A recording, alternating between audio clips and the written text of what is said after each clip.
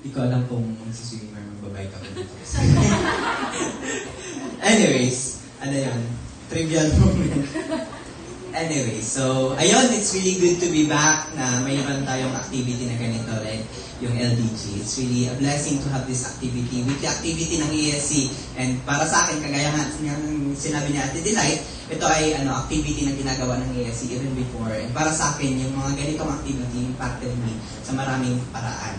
And hopefully, sa mga bagay na pag-aaralan natin, especially about God's character, ay marami din nung mangusap sa atin at maituro sa atin sila. Sige? So, konting preview lang sa ating magiging topic. No, I'm really excited about tonight kasi, it's about, God's eternally powerful character. Diba, last time, kung sino yung nasa paint pot, nakita ko kanina marami yung hands.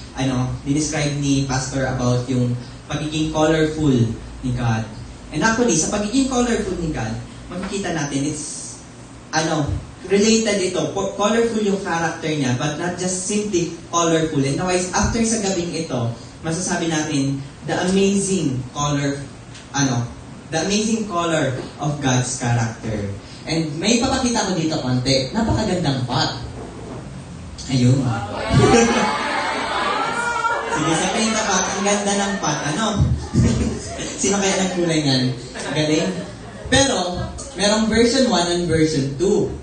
Parehas naman natin masasabi na meron siyang kulay at iba-ibang kulay. Mas madami nga yung color sa kabila sa version 1. Pero ano yung masasabi natin na, very colorful and powerful yung color niya? Sa left ba or sa right? Yung sabing left? Sige. Sa right. Diba? Very malakas yung contrast niya, very saturated siya. Masasabi natin, very powerful ang color. And actually, hindi lang powerful. Alam niyo po ba, yung sa right na yan, kaya hindi nag-fade yung color niya dahil may clear coat. Yung clear coat na yun yung purpose para ma-protect siya at mag-last long yung kanyang kulay. So makikita natin, ito, nasa version 1, nag-degrade yung color niya dahil hindi for eternal purpose at hindi powerful ang color niya. Samantalang sa right version, yung sa version 2, powerful ang color niya and also long-lasting. And yun yung titignan natin kung bakit yung colorful character ni Lord is not just simply colorful, but it's amazing. Kasi dahil siya ay eternally powerful. Di ba na-connect? Anyways, gusto ko lang ipakita yung kinulayang compartments. Pero, dito makikita natin what is the meaning of eternally powerful. Titignan natin kung yung pagiging eternal niya and pagiging powerful sa ating first LDG. So before that, let's ask for the Lord's guidance para sa kanyang powerful message sa gabi nito. Sige, let's pray. Heavenly Father, I thank you. We thank you po, Panginoon, sa gabi ito. We thank you how you have been working sa aming buhay. And thank you dahil sa pag-work mo sa aming buhay, nakita namin that you are really God of wonders. You are God of wonders, Panginoon. And also, Lord, naway sa gabi ito, we will discover more why we can be excited about your colorful characters, Lord.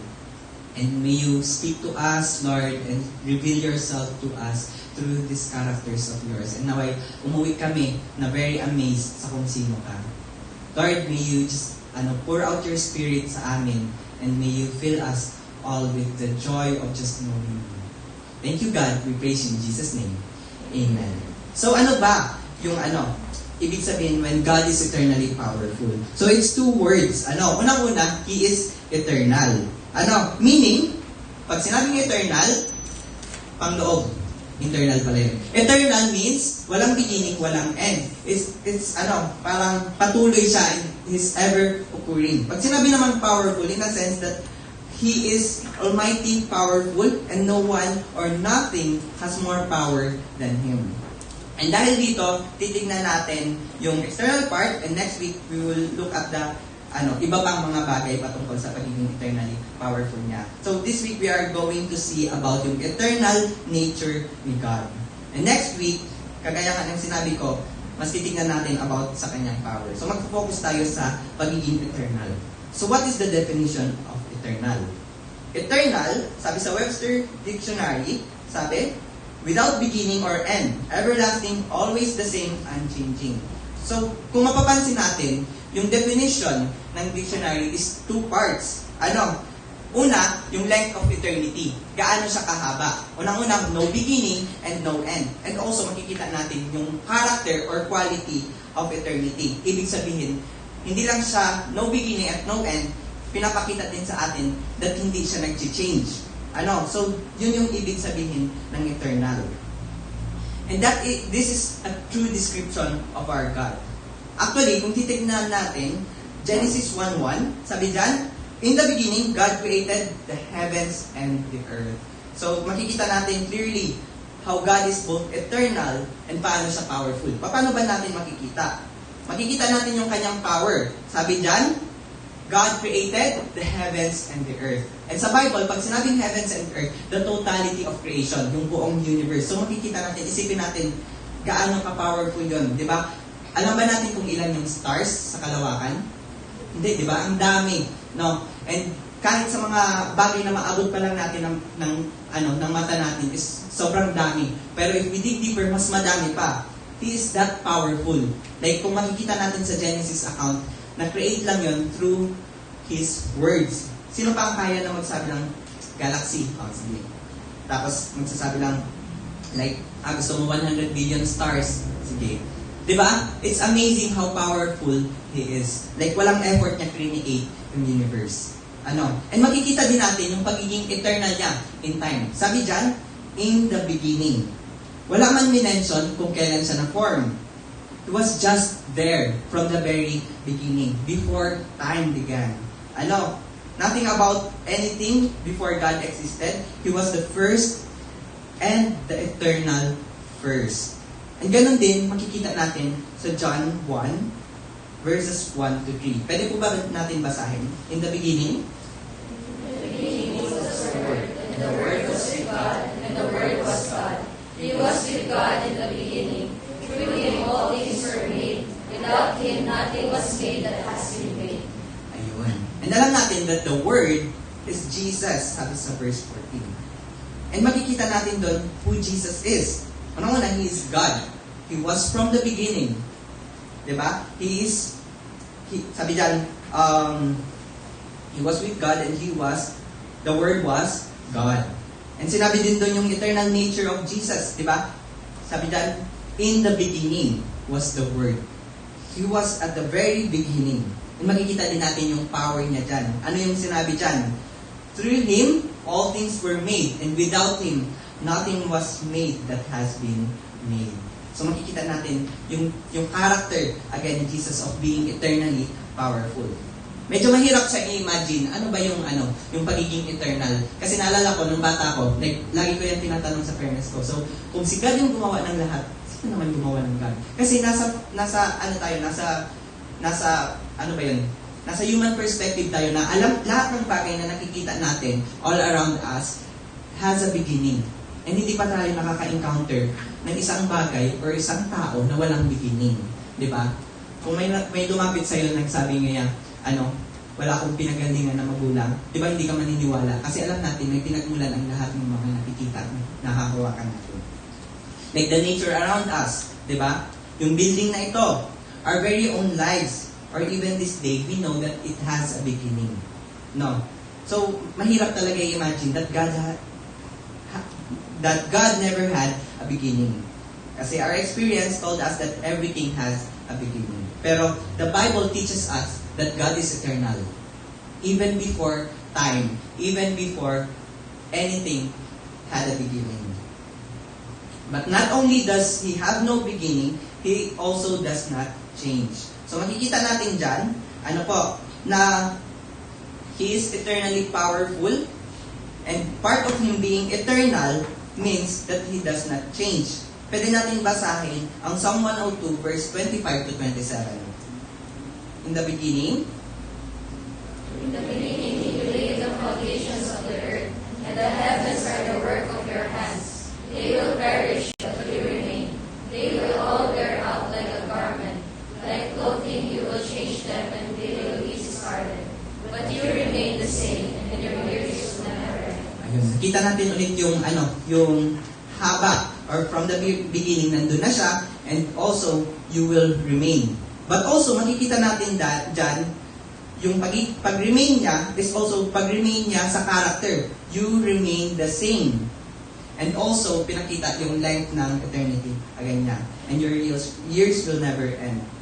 God is the one central, stable, or unchanging, constant, and reality of the universe. He just existed and will always exist. That is the reality. We are just created from that reality. Kumbaga, tayo may pinagsimulan, pero talaga, siya is eternal. Walang pinagsimulan, and wala din, end. And amazing kung paano dinidismiss yung idea of just God, like using science, while overlooking yung ultimate question of origin. If everything had a beginning, sabi sa cosmology, ano yung nag-cause na uncausable? Ibig sabihin, ano yung nag-cause, nag-set things in motion kung lahat may beginning? Ibig sabihin, something that does not have a beginning. No? So, for example, if even the universe had a beginning, logic dictates that something had to set it in motion. Mga classic philosophers call an uncaused first cause. That is God. Something had to be eternal, and if it wasn't God, what was it? Sabi, even if, di ba, yung Big Bang, yun yung pinakasikat na theory, how could it start without an uncaused first cause existing? Para sa akin, mas illogical to believe that there is no God. Kasi sabi sa Big Bang, it all started with a bang. Doon na separate yung positive and negative energy at patuloy na lumalaki. Pero ano yung pinapakita doon? What caused it to happen? Diba? And everything is in motion. Actually, whatever created the universe, it had intelligence. Kasi hindi lang dahil nag-set siya in motion, because the universe is amazingly well put together. Alam niyo po ba, we are so privileged to have this planet that we can have life. Isipin niyo, nanggaling lang yun sa Big Bang. And isipin niyo kung lahat yun by accident, by chance. Actually, yung fine-tuning argument, makikita natin si Roger Penrose. Yung may calculation siya. And makikita natin dyan, para mag-visualize lang natin kung ano yung itsura, isipin mo nag-take ka ng exam. Tapos wala kang alam. Hindi mo din makikita yung question. Pero kailangan mo siya ma-perfect. 1 to 50 and may 4 option. Yung chance of happening nun is, sabi dyan, 1 in 1.26765 times 10 to the 30. Pero, yung chance of having life in the universe, sa computation is 1 in the 10 raised to 123 zeros. Ibig sabihin, yan? Sabi, like, 1 in 10 trillion times sa dapat mangyari before you even have a chance of having life. And that's just to have life. Diba? And kung titignan natin, to match the odds, kagaya ng sinabi ko, sino yung kayang mag-perfect ng 1 to 50 exam ng nakapikit? At hindi mo alam yung answer. Si Kuya R daw. Hindi. Pero kahit kaya yung gawin, for example, ni Kuya R, kailangan mo magawa yun again and again. Sabi, you have to match the odds of the universe starting by random chance. You would have to sit down and guess on a 50-question test, get a perfect score, then repeat it exact miracle for 3.3 times 10 times 10 times 10 trillion times 10 times trillion, like 10 trillion in a row, and saka magkakaroon ng exact probability na the same sa probability na magkaroon ng universe. It's mathematically improbable. So, 'di ba, even from the argument of having a chance of having life in the universe or having a universe that's perfectly balanced, pinapakita sa atin that someone or something caused it. So, who caused it? 'Di ba? Yun yung malaking question. Siyempre, hindi siya yung space frog. May picture dyan. Hindi din siya isang atom lang. nor any program, it's clear that this cause must have iba-ibang attributes. Kasi makikita din natin, lahat tayo may moral values. So, ibig sabihin, yung causer, or yung nag-cause sa atin to have this life, also has moral value. Otherwise, we will be higher than the Creator. Also, yung Creator had to have emotions, love, and other things. For where did those come from kung meron tayo nun? Diba? The Bible is very clear that one eternal existing was God. Kung babasahin natin yung Psalm 90 verse 2, sabi doon, before the mountains were born, or you brought forth the whole world, from everlasting to everlasting, you are God. God yung pangalan ng cause. No, He is God, yung nag-cause ng everything to happen. Hindi man sinabi doon, you were God. Or hindi man sinabi, you will be God. But rather, you are God. Bakit? Ano yung pinapakita? Hindi siya pwedeng maging past tense or future tense. Dahil nga, eternal siya. He's ever-existing. You can say that God was or God will be, but the only time, dimension, appropriate for God is yung eternal tense. Hindi past tense, hindi future tense, hindi present tense. It's the eternal tense. You are God. No. Throughout the Bible, we find that to be true. And ginagamit nga ni Lord yung eternal tense sa kanyang sarili. Tingnan natin sa Exodus 3:14. Ito yung time na nakipag-meet si Moses kay God. And ito yung nakipag-usap siya and nagpakita siya as a burning bush. Nung tinanong ni Moses ano yung pangalan niya, sabi niya, I am who I am. Again, eternal tense. Diba? When God met with Moses, sinabi niya, I am who I am. He was the one eternal and who never changes. I am who I am and I will always be who I am. I will not change. And yung character na yun, kung gusto natin medyo technical term and parang something that we can take home today, pwede natin sabihin, God is immutable. Yun yung sinasabi ng mga theologians about God. So ayun, about God being immutable. Again, pwede ba i-repeat natin, sabihin natin, God is immutable. God is immutable. Anong ibig sabihin? God is unchanging. So, isa siya sa mga bagay na makikita natin that's very amazing and very maganda about God. Kasi, kung nagpakilala siya something about sa atin, halimbawa even sa Old Testament or sa New Testament, we can expect that that is applicable even to this day because He is unchanging. So kung may mga nakita tayong stories, ibig sabihin, pwede din yung mga principles about who He is applicable pa rin sa atin. So yung mga pag-aaralan natin ng mga characters ni God sa susunod na mga weeks is ipapakita sa atin that that is unchanging. And ibig sabihin, ganun din natin na-experience si Lord. Anyways, as we continue, pwede natin basahin yung Isaiah 44 verse 6. Kasama po ba dyan? Okay.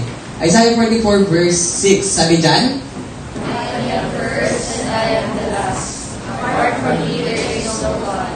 ayun. And very important truth about this passage about God, about Him being eternal. There is no other eternal God but Him. His eternal nature is one thing that defines Him as God. Wala nang iba na may no beginning and no end. So that is an important truth about God. Again, inulit yun sa Isaiah 48 verse 12. Sabi doon, listen to me, Jacob, Israel, whom I have called. I am He. I am the first and the last. And alam niyo po ba, fun fact, sa Revelations 1:8, sinabi din yan ni Jesus. Sabi dyan, I am the Alpha and Omega, says the Lord God, who is and who was and who is to come, the Almighty. Pag sinabing Alpha is the first letter of the Greek alphabet, beginning. Pag sinabing Omega, it's the last letter of the Greek alphabet, meaning He is the last. He is the first and the last. Now, bakit ba importante nating malaman that God is eternal? There are may mga reason. Yung pagiging eternal niya is very important to know. It's not just like something na trivia na pwede nating malaman, but it has impact sa atin kung paano tayo mamuhay day to day. And tonight, we will discover 5 reasons why it is critical to know that God is eternal. Reason number 1. Sabi dyan, sa taas, God is outside of time, and so He does not change. Therefore, He is dependable. So, because of this, makikita natin that He doesn't die, He doesn't grow old, He doesn't get tired, He doesn't learn anything that He didn't already know, He doesn't change. Ibig sabihin, hindi na babago siya, and He is outside of time. He exists simultaneously and equally in all times. Kung babasahin natin sa Malakay 3 verse 6, sabi dyan, For I, the Lord, do not change. Therefore, you, O children of Jacob, are not consumed. And dito yung time na kumbaga, nahirapan yung bansang Israel. And dito yung time na sinabi ni Lord na hindi kayo na-consume ng iyong enemy dahil hindi siya nag-change. And this is after so many times na nag-disobey yung Israelites. Di ba napakaganda nun as an application para sa atin? Na no matter what we have done, God is still the same. And pag sinabing God is love, He still loves you no matter what you've done. And dito makikita din natin that He is dependable. And in some respects, He is predictable. So, God doesn't get moody. Hindi nagbabago-bago and operate one way today and operate naman the other like the next day. Like one day, tutulungan ka niya, tapos the next day, iiwan ka niya. Hindi siya ganon. Hindi siya one day, nandyan siya para sa'yo, the next day, wala siya. Kagaya nga ng sinabi dun sa Malakay 3:6, hindi sila na-consume ng enemies nila because they have an unchanging God or an immutable God. Kung alam natin yung mga stories sa Old Testament, yung Israelites sa wilderness, paulit-ulit sila nag-disobey, but still nakapunta sila sa promised land. Why? Because they have an unchanging God. And yung promise niya, hindi niya binabawi. Hindi niya change. So again, if we study something and we discover God's promises sa atin, it's something that we can be certain na hindi yun magbabago. Yung disciples in the boat, nung wala silang tinapay, sabi ni Jesus, di nyo ba naalala? I've fed 5,000 with 5 loaves of bread and 2 fishes. I've fed 4,000, again, with just counting bread and few fishes. And sinabi niya yun sa mga disciples niya, bakit kayo nag-worry? I am that the same God na nakita nyo na nag-feed sa 5,000. Diba? So, it's amazing na kung anong nakikita natin sa Bible stories, it's also applicable para sa atin because God is immutable. He has an unchanging character. And maganda yun kasi if we realize that, it can give us an anchor na pabago-bago man ang situation ng ating buhay, at least yung Diyos natin hindi pabago-bago. And we can depend upon Him. So, ayun. We know that hindi nagmamatter kung ano yung nararamdaman natin each day. Hindi nagmamatter yung ano yung mga situations na nagbabago sa atin each day. God is still the same. His plans for you, His plans to prosper you, His plans to love you, His faithfulness, His commitment sa'yo, hindi yun magbabago. Sabi nga sa James 1:17, every good and perfect gift is from above, coming down from the Father of the heavenly lights, who does not change like shifting shadows. Again, like from the Father of the heavenly light, who does not change. God does not grow weary or tired, sabi sa Isaiah 40 verse 28 to 31. Sabi, do you not know? Have you not heard? The Lord is the everlasting God. He is the eternal God. The creator of the ends of the earth. He will not grow tired or weary. Hindi siya magbabago at mapapagod sa atin. And His understanding no one can fathom. He gives strength to the weary and increases the power of the weak. Even youths grow tired and weary, and young men stumble and fall.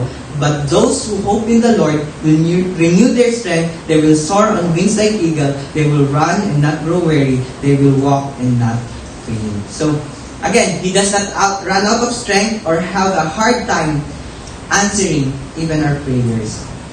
Hindi din siya nag-grow cold and not show up kapag kailangan natin siya. He never runs out of resources para tugunan ng ating mga pangangailangan. Again, He is dependable. makikita natin that He is eternally dependable. Sabi sa Psalm 118 verse 8 to 9, pwede po ba natin basahin? It is,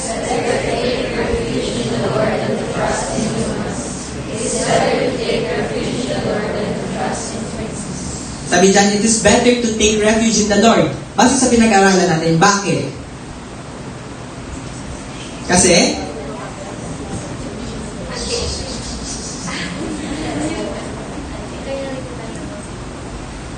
eternally dependable. He is immutable, hindi nag-change yon. Kahit nakamute tayo minsan. Joke lang. Anyways, ayun. Sabi, because people change, sometimes nagkakasakit tayo, sometimes we run out of finances, sometimes we change our mind. Thus, yung mga tao is not always dependable, even the closest one to you right now. But God does not change. He is dependable. And also, dahil dyan, in some way, makikita natin dyan that God is in some way predictable. Sabi dyan, we cannot of course predict everything with God. Kaya yung keyword, in some ways. Kasi hindi naman natin alam palagi yung kapamaraanan niya. And it's very hard to predict about God. Sabi niya sa Isaiah 55, verse 8 to 9, pwede po ba natin basahin? For my thoughts, wala pala. For my thoughts are not your thoughts, neither are your ways my ways. As the heavens are higher than the earth, so are my ways higher than your ways, and my thoughts higher than your thoughts. But this is the consistent character of God that allows us to know kung sino siya, pero hindi natin palagi mapipredict yung ways niya. Bakit? Hindi natin abot kung paano siya mag-isip. Hindi natin abot sa ating isipan kung paano siya gumawa ng paraan. And mamaya may example ako, na based on experience, that His ways are higher than our ways. And sometimes it's really unpredictable yung ways niya. But we can predict that God loves us. Sinulat ko dito, sabi ko, ito yung pwede nating sabihin. We cannot say, God is love and I will graduate in 4 years' time. Bakit? Kasi, pwedeng iba yung kapamaraanan niya. But I can say, even though my years in college were extended, God still loves me and He is doing it for my good. Even though I do not understand it yet. And actually, isa yun na bagay na tinuro sa akin ni Lord sa college. No, that hindi man lagi yung iniisip natin na makakabuti sa atin, yun yung iniisip ni Lord para sa atin na makakabuti. And I saw many ways na-extend ako sa college years ko, but sa mga years na yun, I saw many ways kung paano niya pinakita sa akin that He really loves me. Sa years na yun, doon niya din, ang pinag-grow yung aking character. Sa years din na yun, doon niya ako tinuruan ng maraming life lessons na never ko na-experience in just 4 years time sa college. So, ayun, every morning, you know that you are going to wake up to the love of Jesus. That's predictable. To His faithfulness and to His mercy. Actually, sabi sa Lamentations 3, verse 22 to 23, pwede po ba natin basahin? Because of the Lord's great love, we are not consumed, for His compassions never fail. They are new every morning. Great is your faithfulness. Ayun. Sabi daw, ang love and compassion ni Lord, it never fails. Sabi, they are new every morning. Amazing talaga yung faithfulness ni Lord. Yung faithfulness ni Lord nagpapakita kung gaano siya ka-immutable. And we can predict how He is going to work by also looking at how He has already worked. It also doesn't change. He is in that respect somewhat predictable. Like, ano yung makikita natin, for example, sa Bible stories? Kung paano, like for example, yung story about how He forgave yung woman caught in adultery, na kung sa tingin ng maraming tao, is worthy of death na, and wala nang pag-asa. But Jesus forgave that woman, and binigyan niya ng pagkakataon para magbagong buhay. And we can expect that to God also, that He will forgive us whatever sin na ginawa natin. He's also calling common people, yung mga disciples niya, fishermen, tax collectors, di ba? And also, tayo, kung we see ourselves as common people, God is still also calling you. Hindi lang siya nagko-call ng mga people of nasa mataas na mataas na status sa paningin natin. To God, even as common as we are, God calls us for amazing purposes. So that's something predictable about sa Kanya. So kung nag-follow tayo, alam natin that He is calling us to something great, even as common people. Providing the needs of people many times. Again, di ba, nakita natin sa mga Bible stories kung paano hindi niya pinabayaan. Even the people who were listening sa Kanya, 5,000 people, meron lang siyang 2 loaves of bread and 5 fishes. 2 fishes and 5 loaves of bread. But still, He was able to feed. Bakit? He had compassion. And we know na kapag sa times ng need natin, He will also have compassion sa atin. And that is something predictable again para sa atin that He will also provide for our needs. Number 2, God is outside of time and therefore knows and can influence events in any part of time. He doesn't change, but He can change events in the past, in the present, in the future. Kung makikita natin dyan, makikita natin yung time frame like 2000 BC, 2000 AD, 4000 AD. And saan ba natin nakikita si God? Sa labas, nasa taas. And kung mapapansin natin, He stretches beyond time.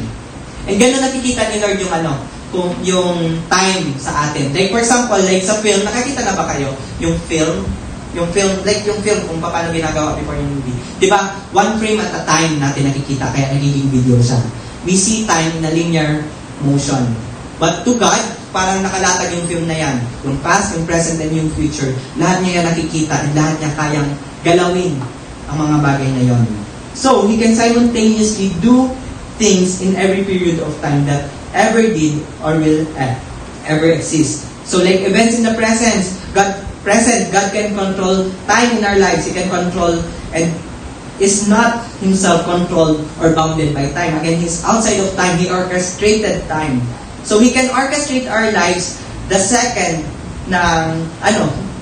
very moment ngayon, He can plan our lives and He can change circumstances immediately. Nothing is a coincidence. He can add time, He can subtract time, He can multiply it, He can bring people to our lives sa tamang panahon. Bakit? Kasi time is in God's hand. And to be specific, sabi sa Psalm 31 verse 15, sabi dyan, my times are in your hands. So even yung present.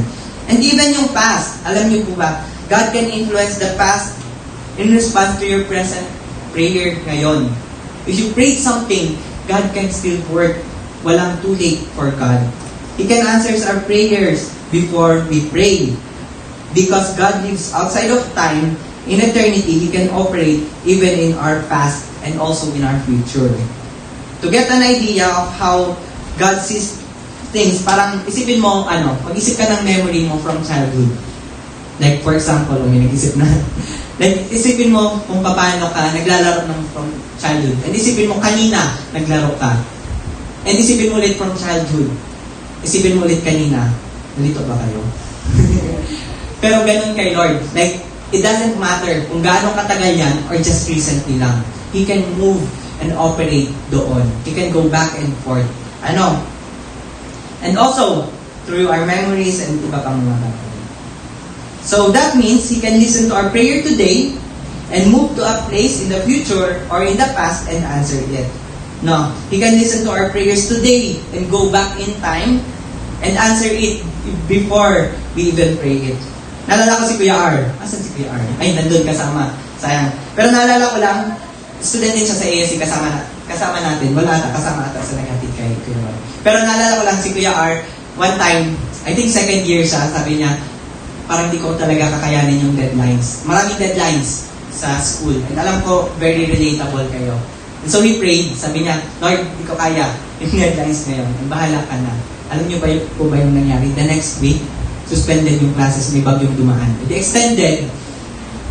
Grabe naman yung prayer ni Kuya R. May mga nadamay pang ibang tao, Pero imagine, ibig sabihin, yung typo na yun, napo-form even before he prayed. And for me, actually, may slide dyan. Papakitaan ko kayo ng pera. Ano ba yung kwento sa pera na yan? I remember sa time ng 2024 of July. But this is August. No, I prayed for provision of some sort. Kasi, ayun nga, running low, walang budget si Kuya. And my student, during that time, nag-devotion ako, nag-read ako ng Bible in the morning. May dumaan, pumunta. Sabi, Kuya, ko, para saan daw niya nakagano ba? Ano yung utang sa kuya? Sabi ko, ano daw ang tinigibo kami? Baka prank lang ako. Sabi, hindi man kuya, pabigay ni Lord. Sabi ko, bakit pabigay ni Lord? And so, later on, nag-message siya sa akin and explain sa akin. Actually, pinost ko yung message dyan para makita niyo na totoo yan. By the way, doon pala sa picture na nagasto ko yung 500. So, just in case kung makita niyo yung serial number niyo, pakibalik na lang po. Thank you po. Kasi very memorable. Pero, yan ang message niya sa akin. Sabi, actually, Kuya Duan, i-include ko po ikaw sa prayers ko kung ano nangyari. Kumbaga sa inyo, na-accident after, tapos, nung pag-uwi ko dito sa amin, after ng camp, sabi ko kay God, if meron akong pera, magbibigay talaga ako pati sa church. Tapos, June 4, natulog daw siya, natanghali. Habang nag-cellphone, tapos pagising niya, may pera siyang hawak din na cellphone. Worth 1,000 pala yung kapalit ng cellphone niya. Hawak ko, kundi 2,500. Tapos, tinanong ko nga sila ate and also mama, kasi sila lang naman yung kasama ko sa bahay. Tapos, wala naman ako na pera noon. So, yun, answered prayer agad. Weird nga para sa akin, pero yun talaga po ang truth. Nahihiya ako, puta, ako sabihin sa'yo, kay baka di ako paniwalaan. Si ate nga, pabirong tiga-claim, pero isa man yun na walang pera. Inano kasi ate nga, So, din naman ako bibigyan, lalo na for no reason. Lalo na si mama, ang daming pinagagastusan, di man yun, may isipan na i-prank ako. Anyways, ikaw na po bahala kay Duan kung ano po ang sinasabi sa ni God, kung saan mo yan gagamitin. So, nagamit ko nga, pakibalik ka na ulit ng 500 mo sa tayo. Happy ako, ginamit ako ni Lord, or ni God, as an instrument. And amazing kasi, yung testimony na yun, it still happened. Like, nagagamit pa rin as a testimony kahit ngayon. Alam niyo po ba, I prayed July, pero sabi niya dyan, natulog sa June 4. So, even before I prayed, God was already working sa buhay. So, thank you Lord sa 500 na yun. So, ayun, the Bible also says that God can do this. Sabi niya sa Isaiah 65 verse 24, sabi niya Isaiah,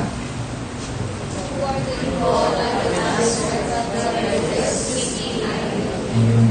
So, before pa tayo tumawag sa Kanya, He already knows our needs. Sometimes He just waits for us to pray before dumating sa atin.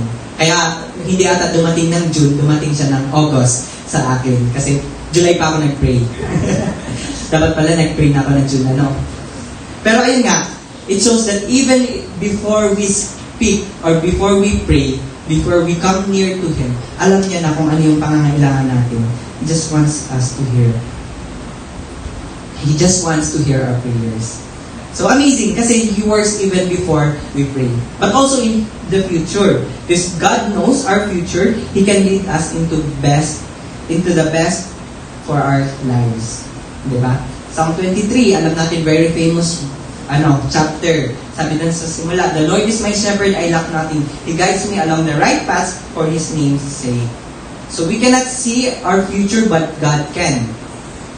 Testified of hundreds of times sa Bible, sinabi kung paano na-fulfill yung prophecies. Alam niyo po ba, ang daming prophecies about Jesus na na-fulfill. Kung paano siya ipapako sa cross, kung paano siya i-betray, even sa amount kung ilang silver siya i-betray. God knows the future and also God knows our future. So, amazing din kasi sa psalm na ito, God is likened to a shepherd. Parang shepherd daw siya. The shepherd is leading the sheep, and the sheep knows, hindi alam ng sheep kung saan pupunta, pero the shepherd knows. Ang gawain lang ng sheep, sundan yung shepherd. Dahil alam ng shepherd kung saan pupunta.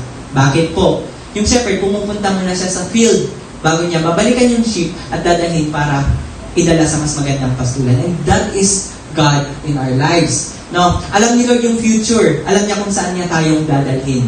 Kaya, if ever He leads us into something, we can expect na alam niya kung saan niya tayo dadalhin kasi He's been there. Kasi He's outside of time. Nakita niya na yung future natin. Yung gawain lang ng sheep, they have to listen to the shepherd, they need to trust the shepherd, they need to follow the shepherd. So He can see every possibility of our future before any of it happens. He can guide us sa right path. No. So He is our reliable leader sa ating buhay. He won't make mistake or lead us astray. So, ayun. napakaganda lang nitong quote na ito. Sabi, I don't know what my future holds, but I know who holds my future. And that's what matters. So kung hindi man natin alam kung saan tayo, like after mag-college natin, sino yung sure na pagkatapos mag-graduate may trabaho agad? Sino yung sure na after mag-graduate ng college is, like, pupunta ka sa kung saan lugar? Or sa ganitong kumpanya, sigurado akong magtatrabaho. Hindi naman, di ba? And it doesn't matter. As long as we know who holds our future.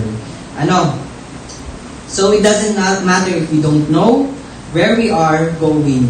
Just make sure you know the one who is leading you there. Number 3, because God is eternal, all He does is also eternal. And as humans, di ba? We are so temporary, and so all we can do is temporary things. But God is eternal, and so also what He does is eternal.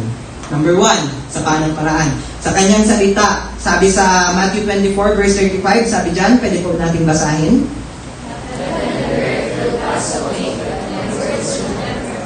Ayun. Mag-pass away man yung heaven and earth. Pero sabi dyan, His words will never pass away. Sabi sa Psalm 119 verse 160, sabi dyan, all your words are true. All your righteous laws are eternal. So, ibig sabihin, kung ano yung sinabi ni Lord sa Bible para sa atin, or kung ano yung sinabi niya sa atin, ibig sabihin, hindi yun magbabago. Magunaw man ang mundo, it will remain true. Because God's words are eternal, they are stronger than anything na nakikita natin. This means that situations can change in our life, people can change in our life, but God's promises and plans cannot be changed. Di ba ang ganda nun?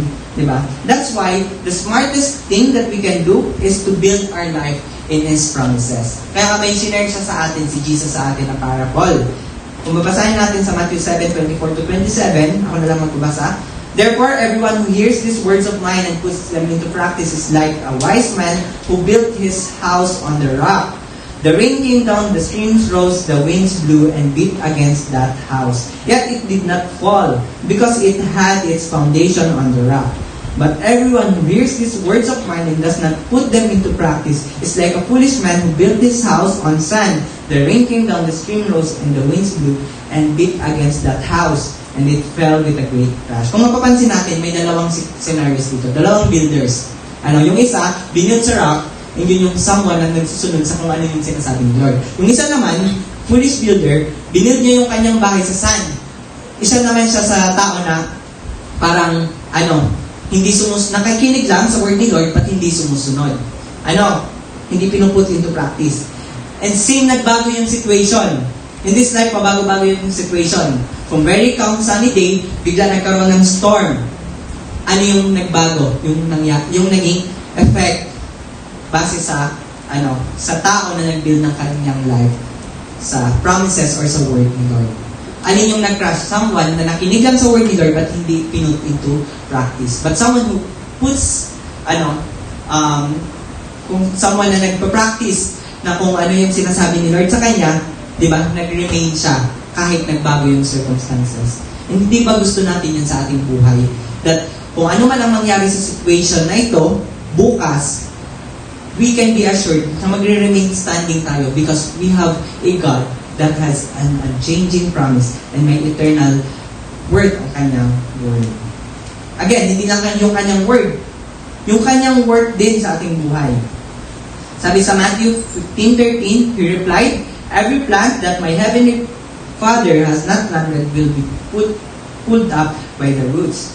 And sinasabi niya lang din, yung mga bagay na ginawa, na hindi siya yung gumawa, diba? Ano yung mangyayari? At some point, mapupull out. Or at some point, mawawala. But when God starts something, it will be strong and stable and it is lasting. It cannot be uprooted. And the same din para sa atin. Kung ano yung ginagawa natin ngayon, if it is apart from God, we can be sure na it's something na mawawala lang din naman in the future. Diba? For example, you've done your ACADS and hindi mo sinabay si Lord sa journey mo. Yeah, pwede kang graduate ng summa cum laude. Pwede kang graduate ng kung ano pa man. And pwede kang mag-top notcher sa board exam.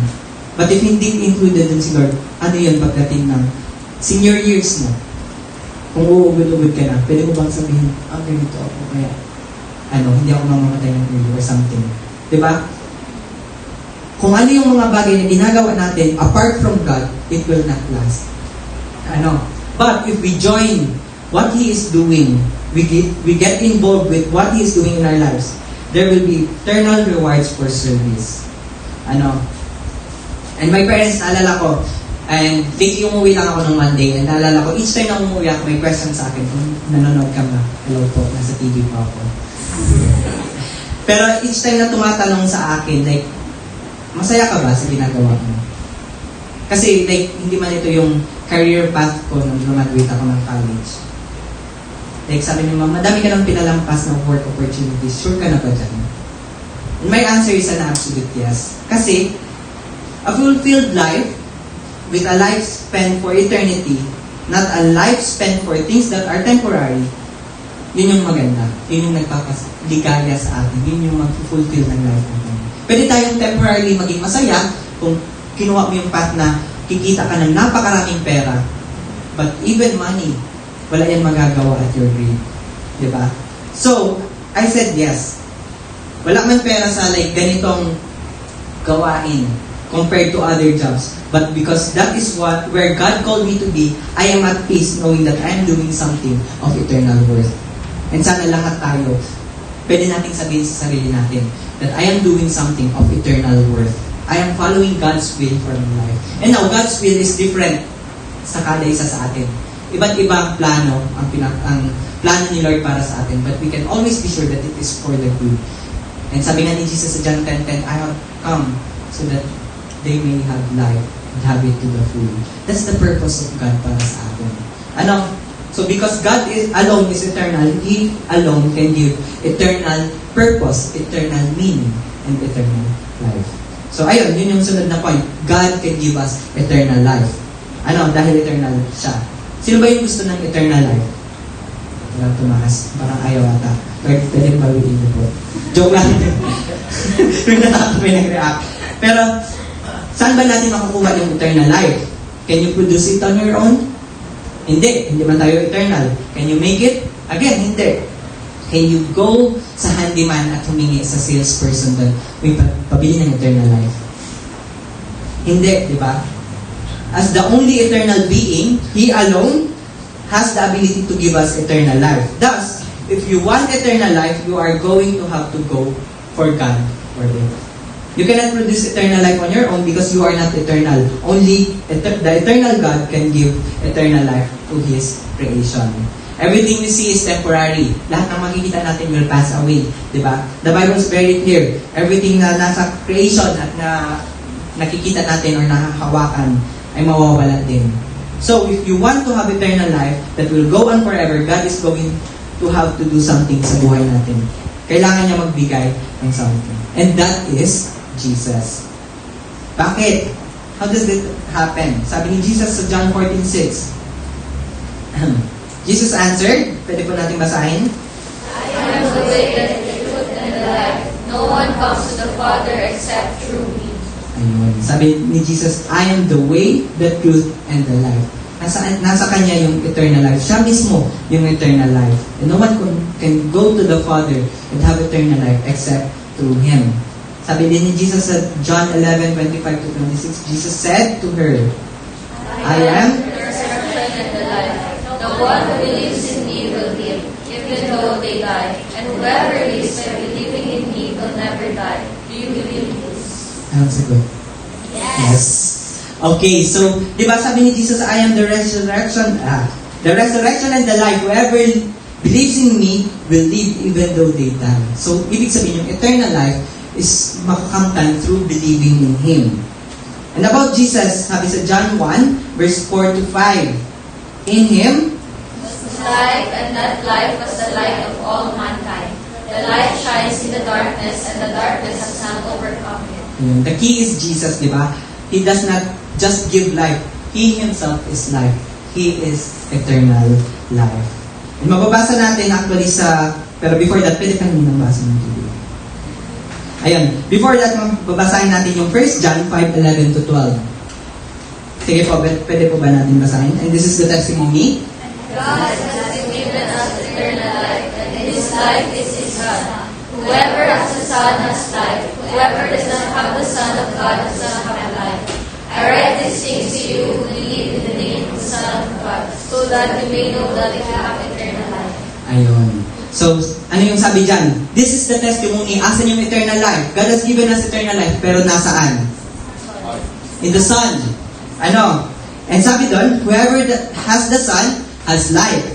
Whoever does not have the Son of God does not have life.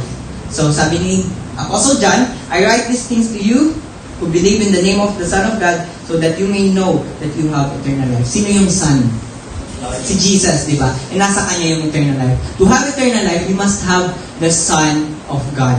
Kasi kung wala yun, wala tayong eternal life. It's like this simple glass of water. Kaya umingi ako ng water. Pwede, may model. Sige, Evan. For example, humingi ako ng eternal life. And representation, yung eternal life is yung water. Pwede ko bang, and yung baso is Jesus. Di ba sabi ni God, in Him, God gave us eternal life, and that is through His Son. Nasa kay Jesus ang eternal life. Pwede ba ako humingi ng tubig? Eman, pahingi ng tubig. Oo, pahingi ako ng tubig. Nakuha ko ba? Asan? Nakuha ko ba yung eternal life? Apart from Jesus, apart from the cup? Hindi, di ba? Sabi, God has given us eternal life. And this is through His Son. So, in order to obtain eternal life, we have to receive the cup. We have to receive Jesus as the cup. Di ba? Hindi natin pwedeng matanggap yung eternal life. Again, thank you sa napaka-poging model. Ating PDH na model. Again, di ba? Yung cup na ito, nagko-contain ng water. And hindi ko pwedeng mahawakan yung water, and I cannot obtain water kung hindi ko hahawakan yung cup. Hindi ko i-obtain din yung cup. And yun yung sinasabi dito ni Lord, di ba? That eternal life is in His Son. So whoever has the Son has life. Pero kung wala yung Son, wala siyang life. Para lang kanina, nahiningi ko yung tubig, pero hindi ko in-obtain yung Son. Hindi ko siya mahawakan. Hindi ko pwedeng ma-obtain yung eternal life. So again, whoever has the cup has water. Whoever does not have the cup does not have water. Ganun yun. Diba? So Jesus is life, and in Him is eternal life. So if we want eternal life, we need to obtain Jesus. And amazing, kasi sabi niya sa Revelation 3:20, sige po, pwede po natin basahin. Here I am, I stand at the door and knock. If anyone hears my voice and opens the door, I will come in and eat with that person and they with me. Ayun. Sabi dyan ni Jesus, siya mismo kumakatok sa pintuan. He is knocking at the door of our hearts. And if we would just allow Him to come into our hearts, sabi niya, I will come in. Gusto niyang pumasok sa ating puso and eat with us, to have a relationship with us. And alongside with that is eternal life. Gusto tayong bigyan ni Lord ng eternal life. Ayaw niyang nakikita na nag-perish tayo. But are you willing to answer that door? Yun yung main question dito. Diba? Like, are you willing? Would you ask Jesus to come into your life? And just pray, Lord, I want you in my life. Would you enter my heart? Would you change me? Would you give me that eternal life? Yun lang, simple prayer of just asking Him to come into our hearts. Pero hindi lang siya simple prayer. It's submission to God. It's allowing Him to be who He is. The eternal one who is life Himself that lives in us, and He gives us eternal life. So ayun, God is eternal. Diba? Napakagandang meaning. Napakagandang character of God that brings color more power and brings color everlastingness. So ayun, sana marami tayong natutunan that nakita natin that God is outside of time and never changes. Therefore, He is dependable. Nakita din natin how God is outside of time. Therefore, He can influence yung past, present, and future. God is eternal. Ibig sabihin kung ano yung ginagawa niya is may eternal na nakatumbas. And because God alone is eternal, He can give us eternal life. So would you allow God to enter your life? And would you allow Him to lead your life? So, ayun. Siyempre? Ano na? Sige. Ano yung sagot? Do you want to allow God to enter your life and lead your life? Ano yung sagot? Yes. So, sa mga susunod nating pag-aaralan natin yung iba-iba pang characters ni God. And tandaan natin, kadikit yon sa pagiging eternal niya and all-powerful.